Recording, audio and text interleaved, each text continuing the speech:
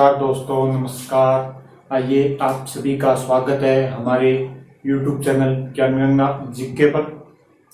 दोस्तों, आप सभी से रिक्वेस्ट है, पहले तो आप हमारे चैनल को सब्सक्राइब कर लीजिए, शेयर कर दीजिए और कमेंट कर दीजिए। तो चलिए दोस्तों, हमारा टारगेट है RS भर्ती 2023 को। इसे आगे बढ़ाते हुए आज अपने जो नया टॉपिक, वैसे तो अपने पिछले क्लास के अंदर शुरू कर दिया था, उसी को आगे बढ़ाते हैं। सिंधु घाटी सभ्यता। इससे पहले हमने देखा था कि भारत के अंदर प्राचीन इतिहास देख लिया था, जिसमें पाषाणकालीन इतिहास आ गया था। आज हम देखते हैं मध्य पाषाणकालीन, जिसके अंदर लिपि का विकास तो हुआ था, लेकिन अभी तक उसे हम समझ नहीं पाए हैं। तो वो आती है आपके सभ्यता वाला पार्ट, और उसके अंदर आज हम देखेंगे सिंधु घाटी सभ्यता को। कुछ बातों के ऊपर अपने चर्चा कर चुके थे कि सभ्यता क्या होती है। ऐसी कोई दुनिया जो पहले रही थी, ऐसी कोई दुनिया जो पहले रही थी, उसे क्या कहा जाता है? आपकी सभ्यता कहा जाता है। इसके बाद में आता है कि सभ्यताओं का उत्खनन करना क्या कहलाता है? तो वो कहलाता है आपके आर्कियोलॉजी। सभ्यताओं का उत्खनन क्या कहलाता है? आर्कियोलॉजी। अगर कोई भी प्राचीन आपके दुर्ग है, नगर है, या इसके अलावा कोई भी प्राचीन मंदिर है, गुफा है, उस सब का उत्खनन करना क्या कहलाता है? आर्कियोलॉजी। अब अपने अगर बात की जाए सिंधु घाटी सभ्यता की, तो सबसे पहले तो हमने देखे थे इसके उपनाम। सिंधु घाटी सभ्यता के हमने देखे थे उपनाम। उपनामों में इसे कहा जाता है हड़प्पा सभ्यता,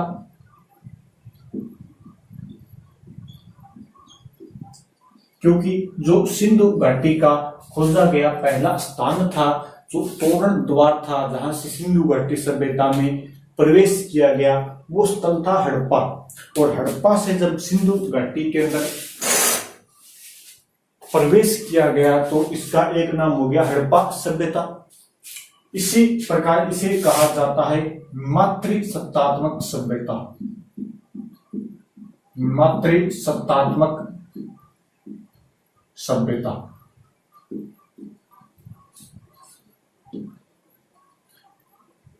ये जो सिंधु घाटी सभ्यता है, इंडस वैली सिविलाइजेशन, इसके अंदर लगभग 90% से ज्यादा हमने अनुमान लगाया है, क्योंकि यहां से जो भी कुछ हमें लिखा हुआ मिला वो तो हम पढ़ नहीं पाए।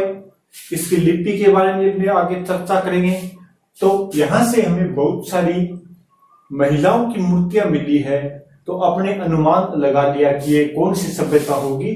मातृसत्तात्मक सभ्यता। कौन सी सभ्यता हो सकती है? मातृसत्तात्मक, जहां पर महिलाओं की प्रधानता हो। इसके बाद में इसी सभ्यता को कहा जाता है ताम्र या कांस्य युगीन सभ्यता। कांस्य युगीन सभ्यता। अब सबसे पहले मानव द्वारा खोजी गई जो धातु है वो है तांबा। पहले शुरुआत में तांबे का प्रयोग किया जाने लगा पाषाण युग के अंदर। फिर तांबे को थोड़ा सा कठोर बनाने के लिए उसमें मिलाया जाने लगा कुछ अन्य पदार्थ, और जो अन्य पदार्थ था वो थी टिन। जब तांबे और टिन को मिलाएंगे तब बन जाएगा कांसा। किस किस को मिलाना है? तांबा प्लस टिन।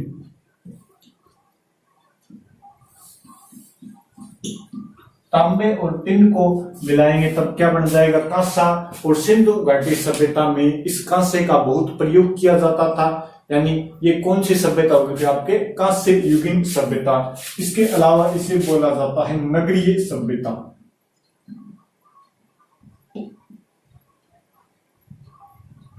नगरीय सभ्यता विश्व की प्रथम नगरीय सभ्यता है। ये विश्व की सबसे प्राचीनतम नगरीय सभ्यता कौन सी है? आपके सिंधु घाटी सभ्यता। सिंधु घाटी सभ्यता विश्व की सबसे प्राचीनतम नगरीय सभ्यता है। और जो इसे नगरीय सभ्यता कहा था वो कहा था गोल्डन चाइल्ड ने।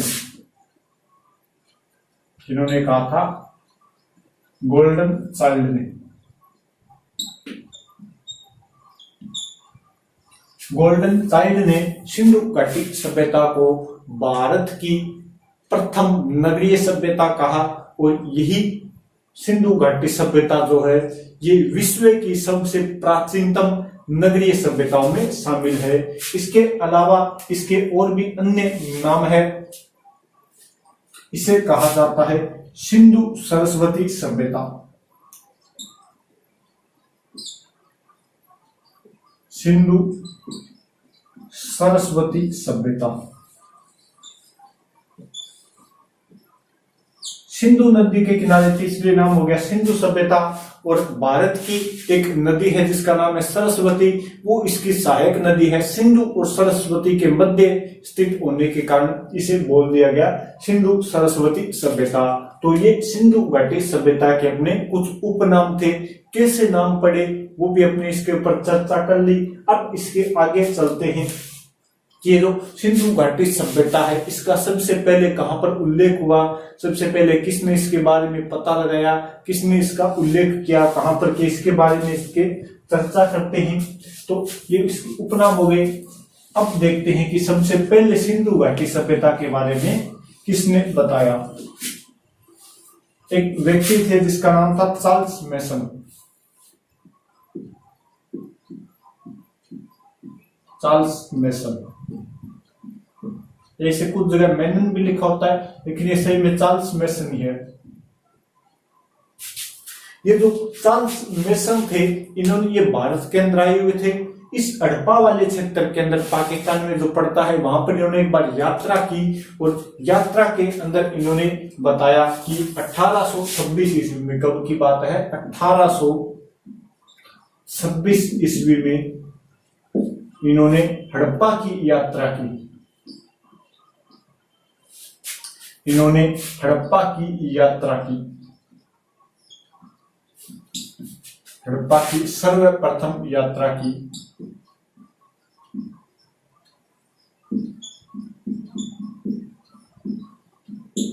1826 में चार्ल्स मैसन हड़प्पा की यात्रा करते हैं और जब ये हड़प्पा की यात्रा करते हैं तब ये कहते हैं कि मुझे लगता है कि यहाँ पर कोई प्राचीन सभ्यता रही होगी या प्राचीन नगर होगा, लेकिन इसका ज्यादा कोई उल्लेख नहीं हुआ। इसका जो उल्लेख किया था चार्ल्स मैसन ने वो किया था 1842 ईस्वी में।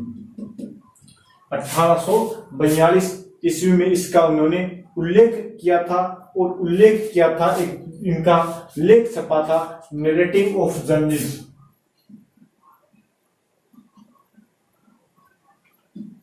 नैरेटिव ऑफ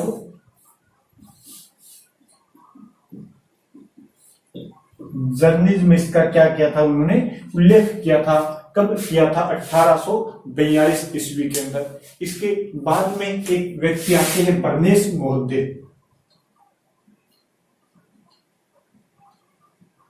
बर्नेस महोदय और ये 1834 के अंदर इन्होंने 1834 में कहा कि जब मैं यात्रा कर रहा था, जब मैं इस सिंधु घाटी सभ्यता की यात्रा कर रहा था तो यहां पर मैंने रावी नदी के किनारे, किस नदी के किनारे, रावी नदी के किनारे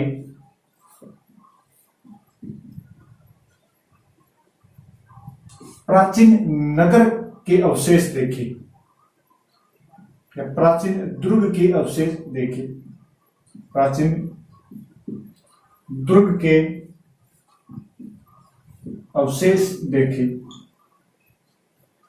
इस बात का उल्लेख इन्होंने किया बर्नेस महोदय ने। कब 1834 के अंदर इन्होंने कहा कि जब मैं रावी नदी के नजदीक से गुजरा तब मुझे यहाँ पर लगा कि यहाँ पर कोई प्राचीन दुर्ग हो सकता है, लेकिन अंग्रेजों ने ज्यादा इसके ऊपर कोई ध्यान नहीं दिया। फिर एक व्यक्ति आया 1853 में। 1853 में फिर एक व्यक्ति आता है जिसका नाम था अलेक्जेंडर कनिंघम। 1853 ईस्वी में अलेक्जेंडर कनिंघम ने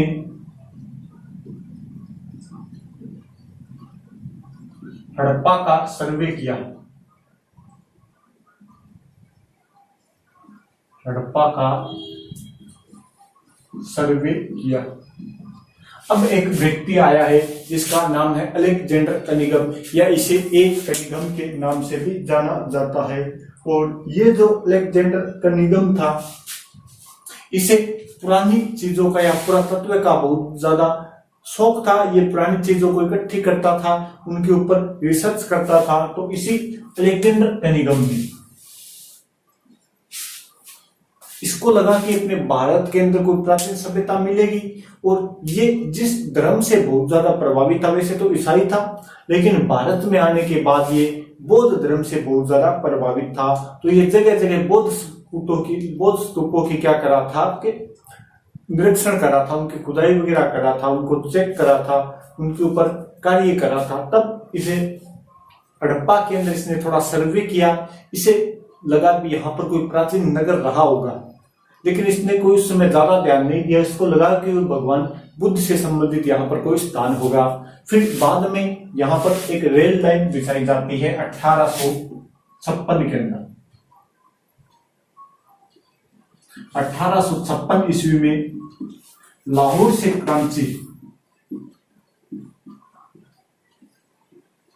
लाहौर से कराची रेल लाइन बिछाई गई।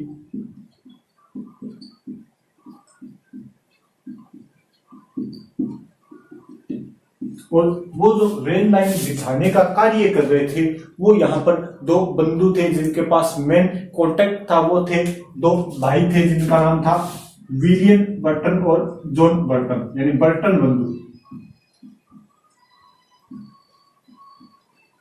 बर्टन बंधु थे। कौन कौन थे दोनों बर्टन बंधु? एक का नाम था विलियम बर्टन,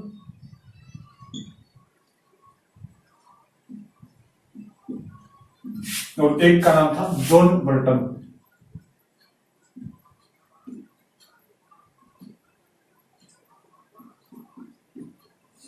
विलियम बर्टन और जॉन बर्टन यहाँ पर क्या बिछा रहे थे? लाहौर से कराची के मध्य रेल लाइन। कब? 1856 ईस्वी में। 55 में यहाँ पर रेल लाइन बिछाई जा रही थी। उस समय रेल लाइन बिछाई जाएगी, जैसे जैसे रेल लाइन बिछाई जाएगी तब इसमें क्या लगेगी? ईंटें लगेगी, और उन्हें चाहिए थी ईंटें।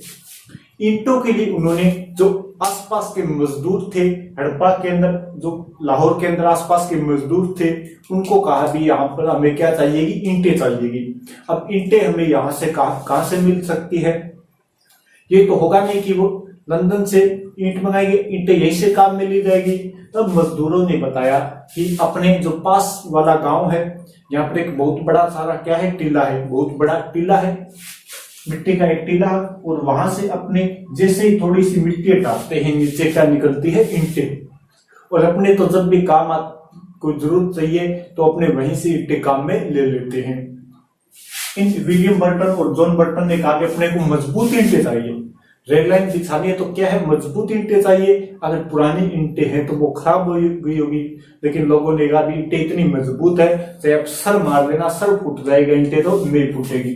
फिर वहां पर विलियम बर्टन और जॉन बर्टन जाते हैं, मिट्टी थोड़ी सी हटाते हैं, तो वहां पर क्या? बहुत सारी ईंटें मिलती है इनको, जगह जगह बहुत सारी ईंटें मिली।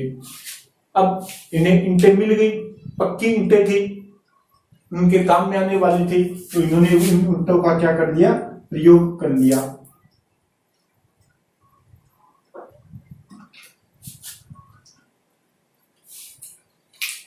उन्होंने उन ईंटों का प्रयोग किसमें कर लिया? रेल लाइन बिछाने में उन ईंटों का क्या कर लिया? प्रयोग किया। इन्होंने विलियम बर्टन और जॉन बर्टन ने। अब इन्होंने भी कुछ ज्यादा ध्यान नहीं दिया भी यहाँ पर कोई सभ्यता नाम की भी चीज हो सकती है, लेकिन इन्होंने ये जो बात है ईंटों वाली की, हमने इस हड़प्पा नामक नगर से ईंटें ली है या हड़प्पा नामक जगह से ईंटें ली है, इसका उल्लेख इन्होंने किसमें कर दिया था? सरकारी दस्तावेजों में इसका क्या क्या था? इन्होंने उल्लेख किया भी हमें यहाँ से क्या मिली है? ईंटें मिली है, हमने यहाँ से ईंटों का प्रयोग किया गया है। अब जब अलेक्जेंडर कनिंघम 1853 में आया था, इसके बाद ये वापस आता है 1856 में।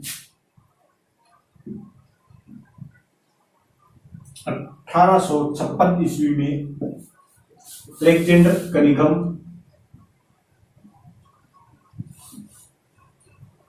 पुणे हड़प्पा का सर्वे करता है। पुणे हड़प्पा का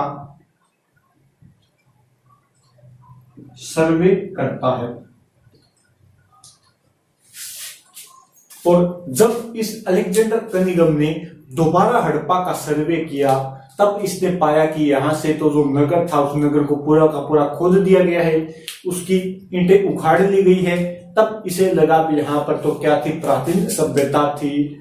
अब इसने फिर वापस अंग्रेजों के पास गया और अंग्रेजों के पास जाने के बाद इसने कहा था अभी अपने भारत के अंदर जितने भी प्राचीन दुर्ग है, कोई इमारत है या कोई भी नगर है, कोई सभ्यता वगैरह है, उनका क्या करेंगे, अपने संरक्षण करेंगे, उनके ऊपर क्या करेंगे, जांच करेंगे, उनके बारे में पता लगाएंगे। तो अंग्रेजों ने कहा अपना सपना मनी अपना काम है, पैसा कमाना, व्यापार करना, ये सभ्यता काम अपना नहीं है। अंग्रेजों ने इसे क्या कर दिया, मना कर दिया। अब जब इसे 1856 में मना कर दिया, फिर ये यहां से जाता है इंग्लैंड। वहां पर जाकर बहुत बड़े प्रयासों से, बहुत कठिन प्रयासों से इसने जाकर 1856 में ये बात थी, 1857 आते आते यहाँ पर क्रांति हो गई थी। फिर 1861 में जाते जाते ये एक विभाग की स्थापना करवाता है इंग्लैंड जाकर, और उस विभाग का नाम था भारतीय पुरातत्व विभाग। तो अपने उसके बारे में चर्चा करते हैं। कोई स्क्रीनशॉट देना चाहे बोले लो। सबसे पहले 1826 के अंदर चार्ल्स मेसन, फिर 1834 के अंदर बर्नेस, 1853 में अलेक्जेंडर कनिंघम, 1856 में लाहौर से क्रांति रेल लाइन, और फिर 1856 में पुणे अलेक्जेंडर कनिंघम। अब अपने को देखना है भारतीय पुरातत्व विभाग।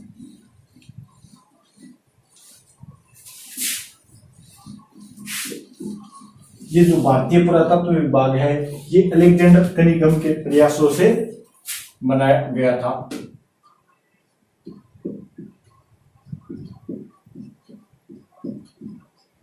भारतीय पुरातत्व विभाग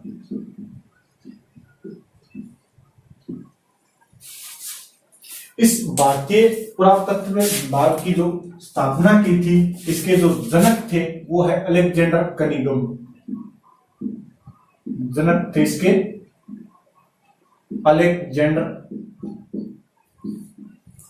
कनिंघम, और इसकी जो स्थापना की थी वो की थी 1861 के अंदर। भारतीय पुरातत्व विभाग की स्थापना कब की गई, 1861 में। जनक कौन थे इसके, अलेक्जेंडर कनिंघम। उस समय अपने गवर्नर जनरल हुआ करते थे लॉर्ड कैनिंग। उस समय भारत के जो जीजी थे गवर्नर जनरल वो थे लॉर्ड कैनिंग।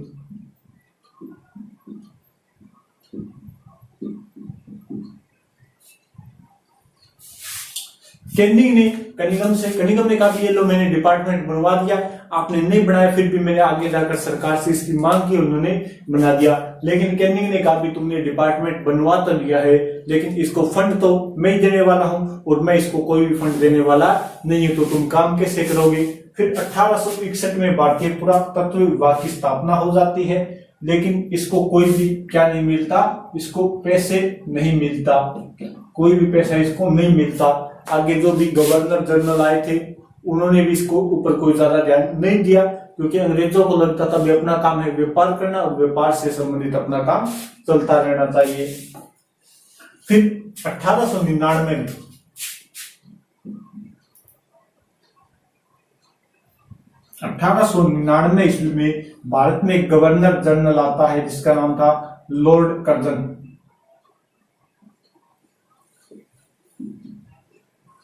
लॉर्ड कर्जन, ये वो लॉर्ड कर्जन है जिन्होंने बंगाल विभाजन किया था। अब इन्हीं लॉर्ड कर्जन के समय 1904-5 में इसी पुरातत्व विभाग का एक निर्देशक बनाया गया था जिसका नाम था जॉन मार्शल।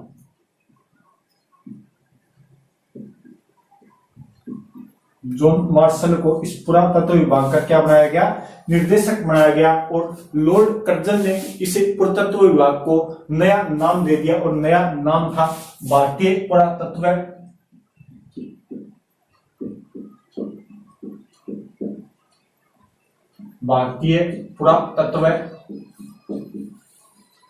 व सर्वेक्षण विभाग।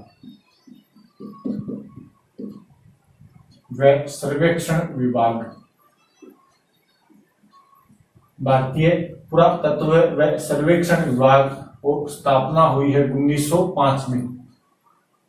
स्थापना कब हुई है इसकी, 1905 के अंदर हुई है भारतीय पुरातत्व व सर्वेक्षण विभाग। पहले था भारतीय पुरातत्व विभाग, अब हो गया है भारतीय पुरातत्व व सर्वेक्षण विभाग। स्थापना कब की गई है, 1905 के अंदर। और इसके जो जनक थे उनका नाम था लॉर्ड कैनिंग, लॉर्ड कर्जन। इसकी स्थापना किन्होंने की, लॉर्ड कर्जन ने इसकी स्थापना की। और लॉर्ड कर्जन ने इसकी स्थापना करने के बाद जो इसका निर्देशक बनाया गया वो बनाया गया जॉन मार्शल को। इसका जो निर्देशक थे वो थे आपके जॉन मार्शल। जॉन मार्शल को इसका क्या बनाया गया था, निर्देशक बनाया गया। और जब जॉन मार्शल ने इसको निर्देशक बनाया गया तब जॉन मार्शल ने एक टीम बनाई जिसके अंदर उस समय के बहुत बढ़िया या प्रसिद्ध इतिहासकार, हिस्टोरियन वगैरह, आर्कियोलॉजिकल डिपार्टमेंट के व्यक्ति थे। उनकी 5 लोगों की एक टीम बनाता है और उस टीम के माध्यम से 1921 के अंदर 1921 में उसी टीम का एक व्यक्ति था, एक सदस्य था जिसका नाम था दयाराम साहनी। और दयाराम साहनी ने क्या कर दिया, 1921 में एक सभ्यता खोजी। दयाराम साहनी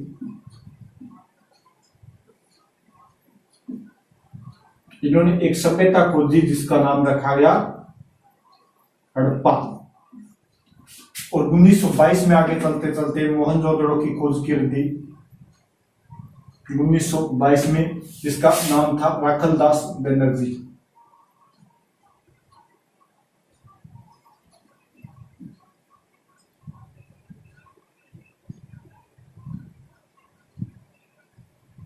राखलदास बनर्जी ने खोजा था मोहनजोदड़ो।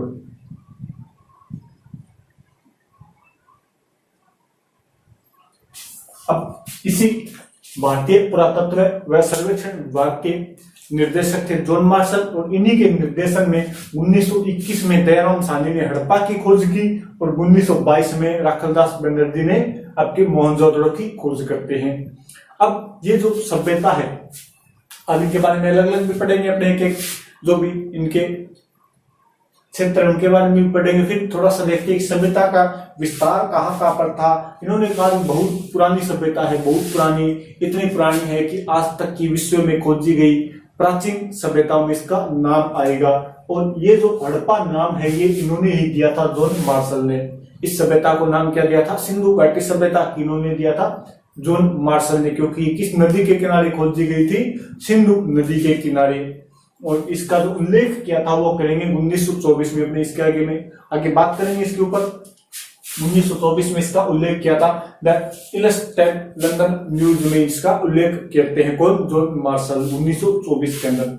अब देखते हैं कि इन्होंने कहा बहुत प्राचीन सभ्यता है, बहुत ज्यादा प्राचीन सभ्यता है। तब लोगों ने पूछा भी कितनी प्राचीन, कुछ समय तो होगा। तब इसका आता है कालक्रम। अब देखते हैं इसका समय, तो थोड़ा ध्यान कर लेना। भारतीय पुरातत्व विभाग के जनक है आपके अलेक्जेंडर कनिंघम। और भारतीय पुरातत्व व सर्वेक्षण विभाग के जो जनक है वो कौन, आपके लॉर्ड कर्जन इसके जनक है। थोड़ा सा आपके ध्यान कर लेना। अब देखते हैं सिंधु घाटी सभ्यता का समय। सिंधु घाटी सभ्यता का समय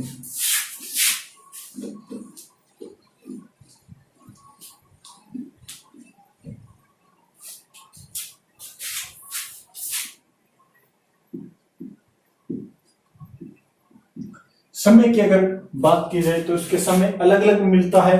और अलग अलग मिलता है। तो सबसे पहले अपने देखते हैं जॉन मार्शल के अनुसार।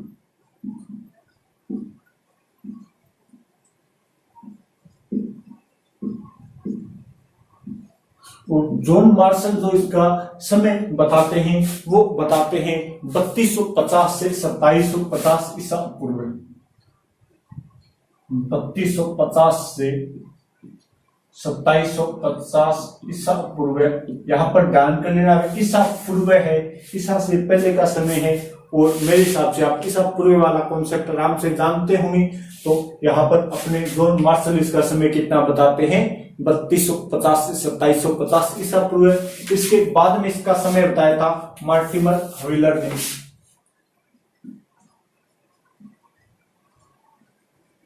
मार्टिमर व्हीलर और मार्टिमर व्हीलर जो इसका समय बताते हैं वो बताते हैं 2500 से 1500 ईसा पूर्व।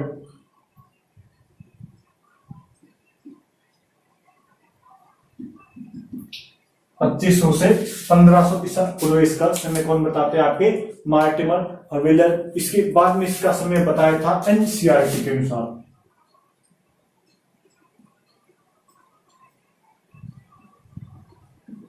एनसीईआरटी के अनुसार अगर इसका समय देखें तो न्यू एनसीईआरटी के अनुसार इसका समय है 2600 से आपके 1900 ईसा पूर्व।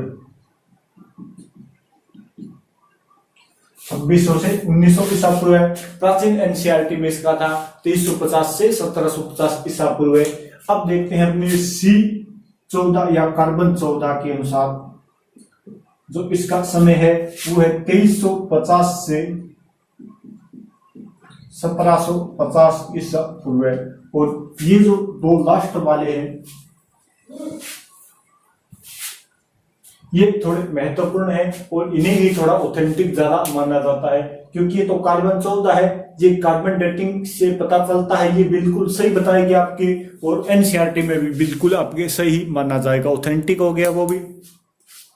अब थोड़ी सी कार्बन 14 की अगर बात की जाए तो इसकी जो खोज की थी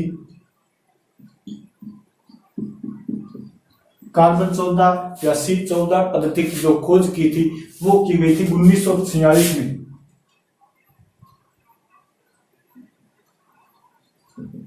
तब की गई थी 1946 में। एक अमेरिकी रसायन शास्त्र थे C.F. लुई।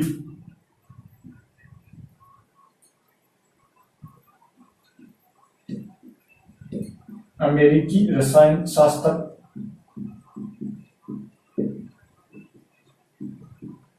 शास्त्री थे जिनका नाम था वीपी लुई। वीपी लुई ने इसकी क्या की थी आपके खोज की थी। वीपी लुई या इसका नाम आता है वीपी लीवी भी कुछ जगह आता जाता है वीपी लुई या वीपी लीवी।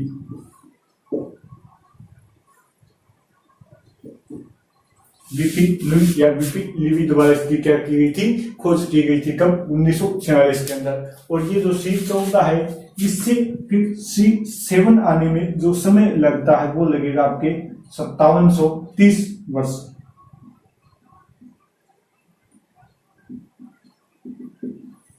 5730 वर्ष इसमें समय लग जाता है आपके C14 से C7 आने पर। यानी जो कार्बन है वो आधा होने पर 5714 साल बाद अपना कार्बन आधा हो जाएगा। तो उस हिसाब से अनुमान लगा लिया गया इसका। अब अपने जो देखते हैं सिंधु घाटी सभ्यता का विस्तार, ये तो हमने देख लिया इसका समय जॉन मार्शल के अनुसार या बाकी जो भी उस समय के इतिहासकार थे उनके साथ देख लिया। अब अपने देखते हैं इस सभ्यता का विस्तार कहाँ पर था। अपने कहते हैं विश्व की सबसे बड़ी नगरीय सभ्यता ये, तो इसका विस्तार कहाँ पर था उसकी अगर चर्चा की जाए। अब अपने देखेंगे सिंधु घाटी सभ्यता का विस्तार।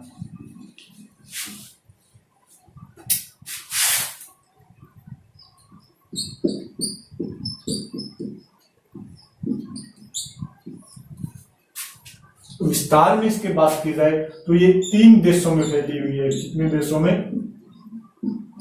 3 देश है। कौन कौन से हैं? भारत है, पाकिस्तान है और अफगानिस्तान।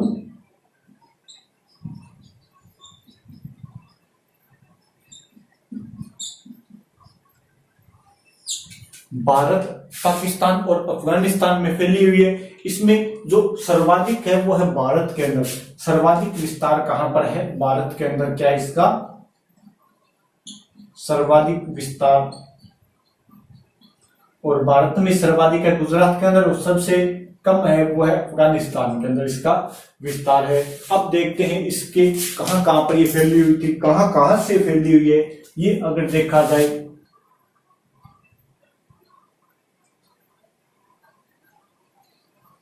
तो अपने भारत का मैप बनाने की कोशिश करते हैं थोड़ा सा। आप समझ लेना भी ये थोड़ा भारत है। चलो जैसा भी बनाए अपना ये। अब ये अगर मान लीजिए भारत है, माना कि ये क्या है? भारत है। अब इसके अंदर सबसे जो इसका उत्तर बिंदु है या उत्तर केंद्र इसका जो स्थान है वो है जम्मू कश्मीर के अंदर मांडा। एक स्थान पड़ता है मांडा, कहां पर है? जम्मू कश्मीर के अंदर।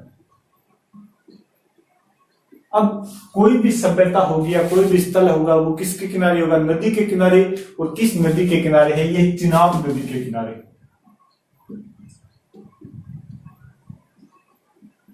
और जिला लगता है यहां पर अखनूर जिला।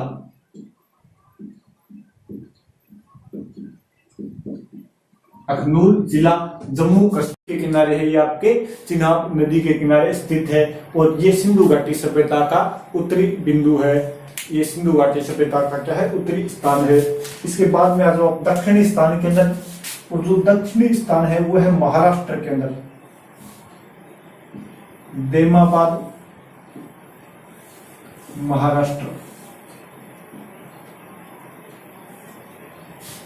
अहमदनगर जिला,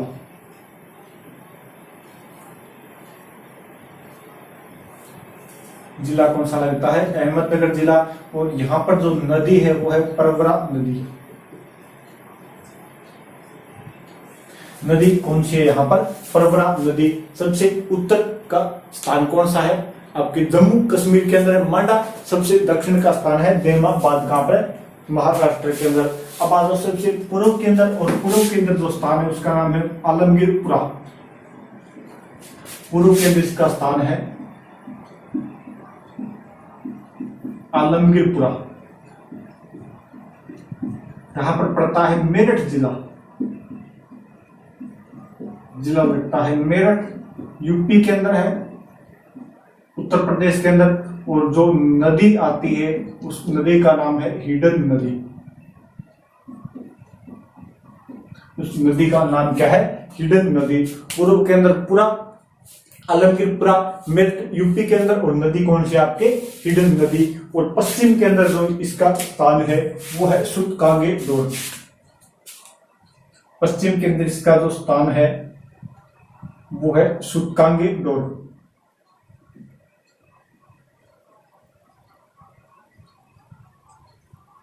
सूतकांगे डोर। और सूतकांगे डोर कहां पर पड़ता है?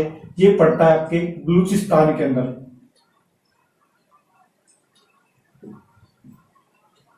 बलूचिस्तान जो पाकिस्तान का एक स्थान है वहां पर पड़ता है। और यहाँ पर जो नदी है मरकान जिला है यहाँ पर, और नदी है दास्त नदी।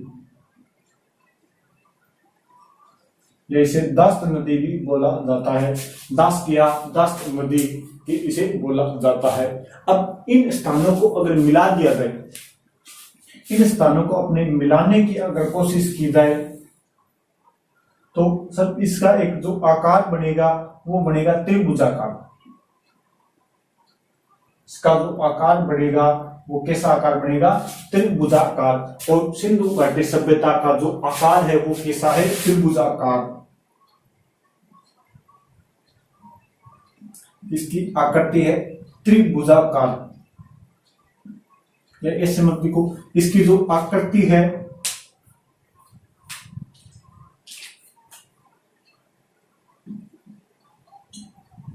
वो भी दो तरह की है। एक तो है प्रारंभिक आकृति और एक है वर्तमान की। प्रारंभिक आकृति यानी जब इसकी शुरुआत में खोज होने लगी थी तब इसकी आकृति कैसी थी? उसमें इसकी आकृति थी त्रिभुजाकार।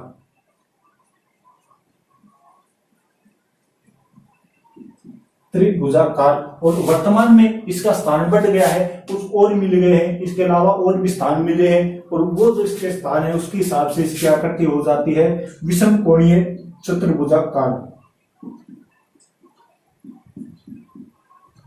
विषम कोणीय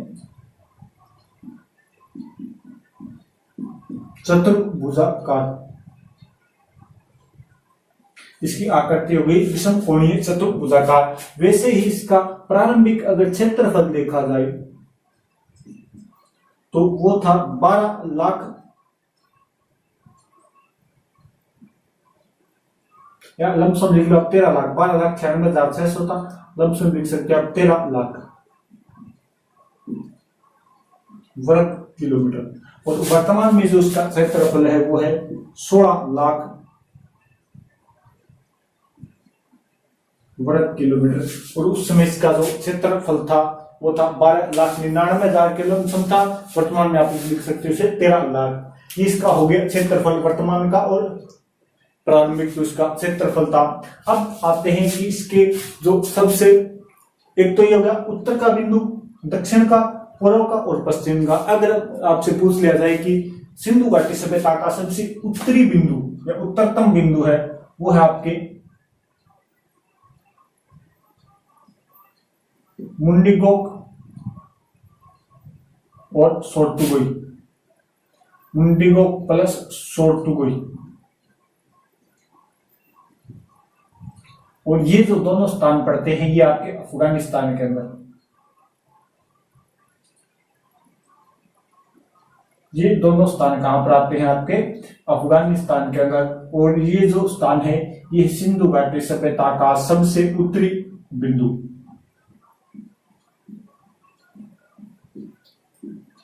सबसे उत्तरी बिंदु सिंधु घाटी सभ्यता का सबसे उत्तरी बिंदु है मुंडीगोक और सोर्तुगुई।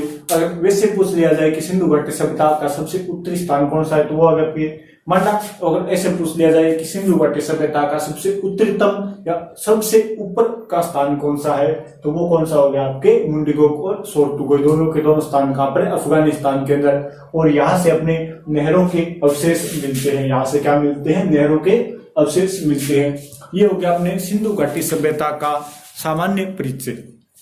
सिंधु घाटी सभ्यता का क्या हो गया, सामान्य परिचय, जिसके अंदर हमने सिंधु घाटी सभ्यता का नाम देख लिया, इसके अलावा इसकी हमने खोज देख ली, फिर हमने देखा इसका समय और वर्तमान में इसने देखा हमने इसका आकार और आकृति के बारे में चर्चा कर ली।